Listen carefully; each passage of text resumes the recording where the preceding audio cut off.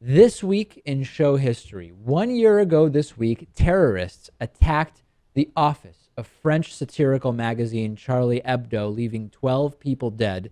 We talked in reaction to that, Lewis, a year ago about whether France would or would not go in the direction of draconian surveillance bills. They did pass new surveillance measures. We also, since the Charlie Hebdo attacks, saw another large, horrible attack in Paris late in 2015. I actually have friends now. It's two people I can think of who will not travel to France because of the Islamic State. They believe it has become so dangerous in France that they would not go there. I for that to me, I understand being scared based on what's happened, but I would absolutely go to France at this time, Lewis. The odds of being victim of a terrorist attack in France right now, in spite of the Charlie Hebdo and the more recent massacre, are still incredibly low. Yeah, it's not something I would worry about. I don't have any plans to go to France. It's fine. But I think you can travel there. I don't think you have to worry. But I do think France has to worry because France has become a huge target.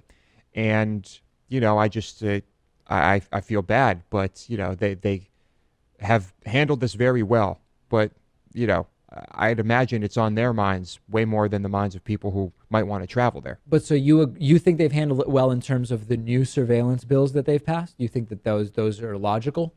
Well, that I think just kind of is expected and comes with the territory. But as far as continuing to let refugees in and allowing more refugees in, I mean, they haven't been completely paralyzed by fear. When I was in France most recently, which was last year, I guess over this past summer, I went by a synagogue which was being rebuilt and renovated, etc. And there were about 10 members of the French military with automatic weapons outside. And I wanted to take a picture, not of the synagogue, but I actually wanted to take a picture of the fact that there was this armed military presence right outside of the synagogue. And I took out my phone and I sort of acted like I was taking a picture of the synagogue. And immediately, two of these armed guys came right over and told me I'm not allowed to take pictures of the synagogue. And it illuminated the sort of state that there are some aspects of society in right now, although broadly speaking, filled with tourists, people going absolutely all over the place. We stayed in a neighborhood that was not like a touristy neighborhood, but more equivalent to like a Brooklyn in New York City, and all felt absolutely fine. But more than one person I know said, I'm scared of going to France right now.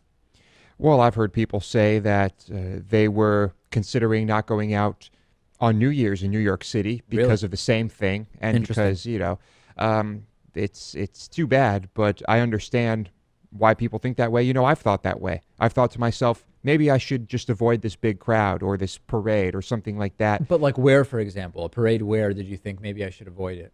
I don't know, something that might happen here in Boston. Just in general. I think, do I want to be in these areas? Will it ultimately prevent me from doing that? I don't think so, but it's still in the back of my mind.